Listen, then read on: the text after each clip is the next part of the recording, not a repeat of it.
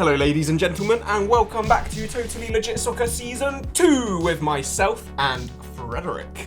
We are here today to bring you our Premier League 2022-23 season predictions for the upcoming Premier League season. So who's your manager of the year, Fred? It's not Klopp, it's Conte. I think normally it goes to whoever wins the Premier League, which is probably going to be Man City and Pep Guardiola. But I think Tottenham are going to get third. Them challenging to break into the top three teams is quite a challenge, and I think they're going to do that, annoyingly. I think their team's incredible, like we mentioned in our previous video. And I think Conte is probably the third best manager in the Premier League and top five maybe in the world. I don't know. Who's your manager of the year? Well, mine's going to be Jurgen, because like you say, the manager that wins the Premier League usually gets manager of the season. Put two and two together, Liverpool will win the Prem and Klopp will be manager of the year. You spelt Tuchel wrong. Klopp. Yeah, that is wrong. That's how you spell manager of the year. Good one. So, who's your young player of the year? If Klopp's your manager of the year. Oh, I love a hot young talent, you know me. I don't know. I think that's a bit dodgy, mate. So I've put Harvey Elliott down. Nice. Good one. I put Harvey Elliott because I think he is, in my opinion, regardless of like how proven they are, he is the best young player probably in the world at the moment, not including real crazy ones like Foden and Mbappe and Haaland. I'd say he's the best under 18 player in the world of football. And yeah, if he gets the minutes, which he might not because there's players like Curtis Jones, we've now got Darwin and Fabio Carvalho in. So I'm not sure if he'll play loads this season, but if he does, he'll be the young player of the season. I rate Harvey Elliott, but now this is going to be absolute waffle as well. Conor Gallagher's getting player of the year. He is incredible. He was incredible for Palace last season, and he'll be incredible for Chelsea. But on the topic of Chelsea players that I think are going to do well this season, I've got on my radar Callum Hudson-Odoi. I think he's been putting in a shift. I think this year is going to be his season. Tuchel likes him, I think, maybe. But you're not going to waffle me now, are you? But yeah, I honestly think that Gallagher might get player of the year. But obviously it's probably realistically going to be someone like Phil Foden, someone like a Mason Mount. That's the waffle alarm, Fred. My player of the year is going to be from the champions of the Premier League, Man City, and it's KDB. He's just... He was so good last season, and now he's feeding the ball into one of the best strikers, probably, maybe, time will tell, strikers in the world with Haaland. Haaland's going to bang in goals. Kevin De Bruyne is going to get assists. He's going to score some brilliant outside-the-box whipperoonies. There's no one else. It's KDB or no one. And it's not going to be Salah. Who's your player of the year? So, it's funny that you say that, actually, because I wrote down here that Mo Salah will deserve it, but it will probably go to KDB because of the City bias. So you think KDB is going to get player of the year? Yeah, but he's not going to deserve it. Salah will deserve it. Yeah, so my biggest surprise this season is Martial. Yeah, Martial. I think he's had a really good pre-season. Ten Hag backs him. And I think he will play an important part for in Man United's run. Obviously, they got Europa League games as well to play.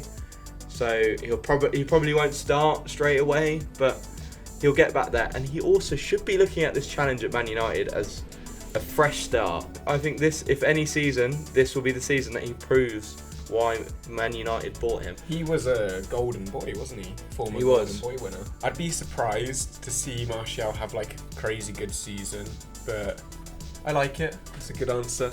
So I, instead of that question, I had biggest flop, and I've written Bruno Fernandes. Being a flop is like comparative to like the expectations set upon you.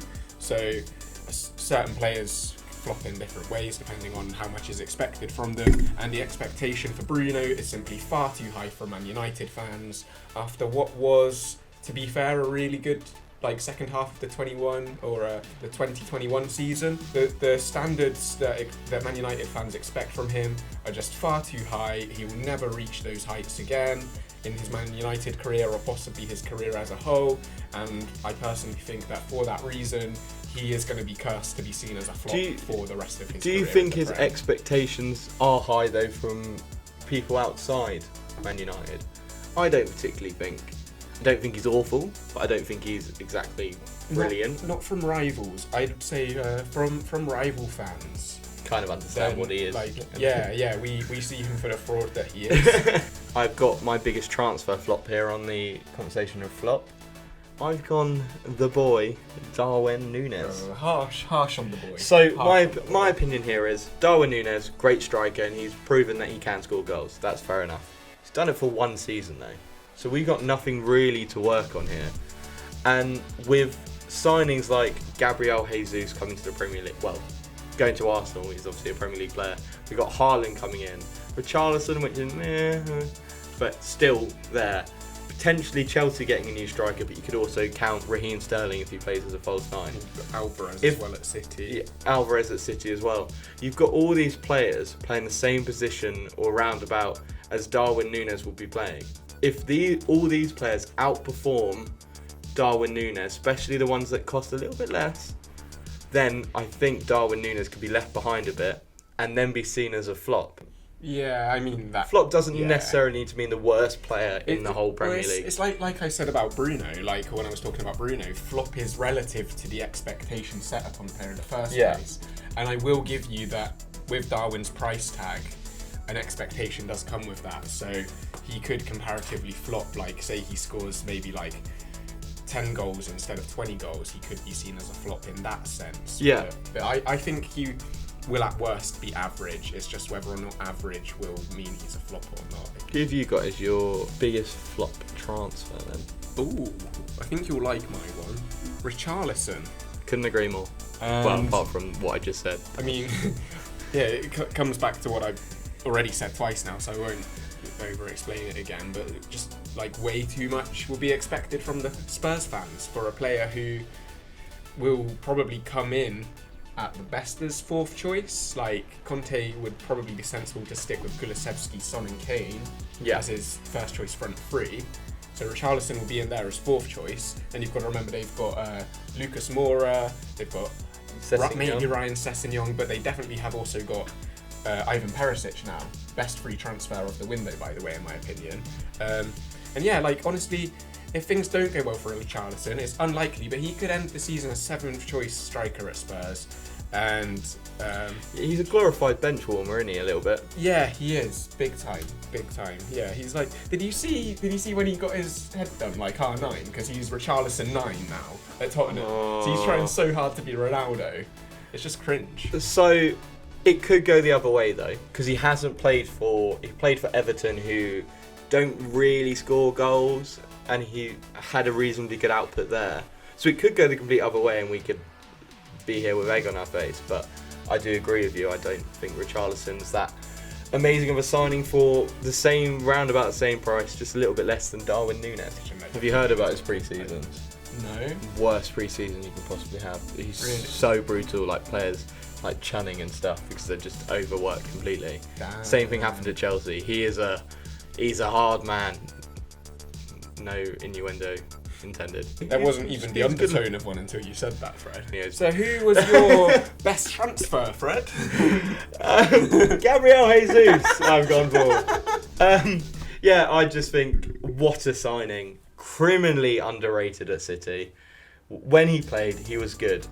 And it's the same with Zinchenko as well.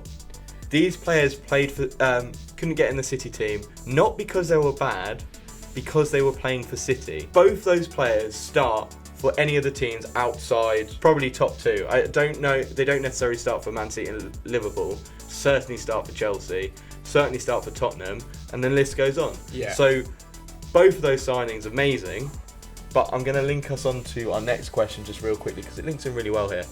And one of the reasons I think he's going to be the best signing is because I think he's going to get Golden Boot. Fair enough. And I think that because the attacking talent around him will be giving him the ball. He's got an incredible first touch. He can finish it from almost any angle. And I think, especially if Arsenal are pushing for fourth, they're going to be leaking goals at the back. That's Arsenal. So they're going to have to score more. And Jesus is the guy to do it, in my opinion. That's bold. I really like that. I don't think Jesus will win the Golden Boot. I've also got a safety But, option of Harry Kane as well. Yeah, see, don't say that because you've got so much respect from having like an outside the box cool Jesus. Yeah, So, I'm on the Kane's fence. just boring, but like, yeah, I'd really like to see him win the Golden Boot. I just don't think. No, that's I don't think it would happen. Like when you've got like him competing against like your Salahs and your Kanes and now Haaland as well. Like, and he'll be up there. Jesus, I could see him in the top 5. Do you think he's one of the best transfers this window? Yeah, for sure. I do for sure. So I struggled to think of my best transfer. Actually, He has a whole got- paragraph here I've got a list of just names. I've got a little list, His but hit list. I did choose one standout player. It's a City player.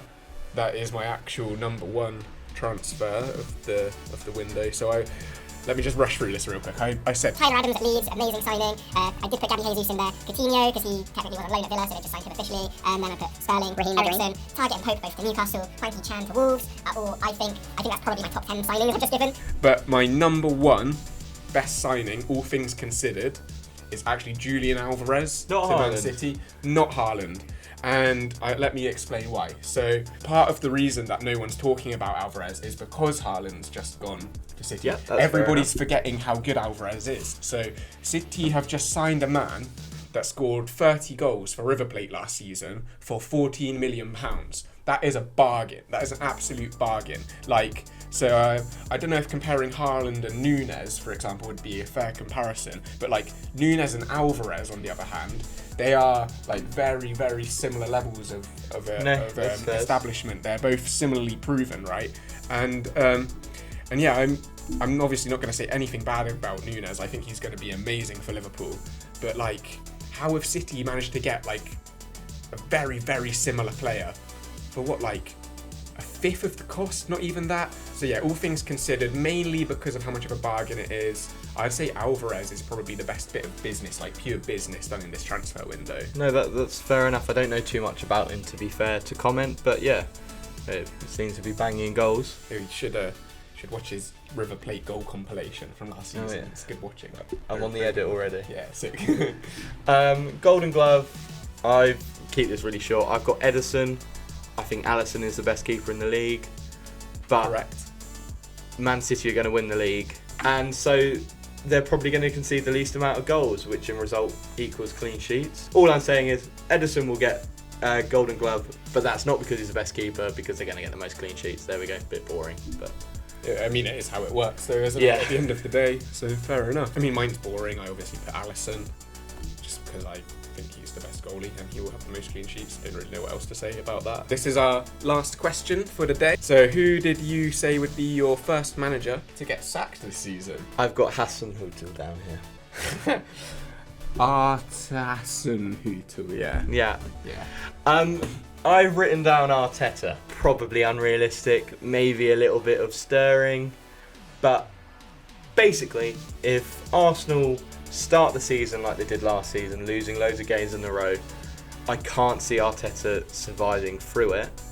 Because he's had time now. He's had more time than anyone. The whole excuse was, oh, Arteta hasn't had any time. What, he's had 3 and a bit seasons? 2 and a bit seasons? 2.5 now, I think. Ridiculous. Shut your mouths. He will either be amazing and Arsenal will get top 4 and wow, Arteta's this amazing manager, or he will be bang average / shit and will get nothing. And I'm going with the get nothing. I'm not a big fan of Arteta. Super Frankie Lampard was Super Frankie Lampard Super is miles clear of Arteta and Ollie. But no, I definitely agree. It's make or break for Arteta. Yeah. I don't agree on the whole, like, he will definitely be shit sort of part, You but, said like, earlier he's a he's fraud. I don't think I said he's a fraud. No, he said he was a fraud. I think if either Cameras of the two of weren't us ever says Arteta's a fraud, Yeah. it's definitely you. No. But no, I think that we could well end up seeing that Arteta is a fraud at the end of this season. It's make or break. I don't think there's enough to prove that he's a fraud yet. I think that we will find out by January this season. We will have found out if Arteta is truly a fraud or not. I agree. Yeah. And you also said Demba Ba is your favourite striker, didn't you? I want to leave. I just want to leave the room. And I hope you liked our last video as well, doing the Premier League table for the upcoming season, or where we think people are going to end up. Yeah, what should they do? They should definitely send us money. Send us all your money on PayPal. Yeah, we hope you've enjoyed it. It's been fun. It's been a bit crazy, but yeah, our cameraman is doing the C, so I think that means it's time to subscribe, leave us a little comment, and tune in next time for more Totally Legit Soccer Season 2. Conor Gallagher for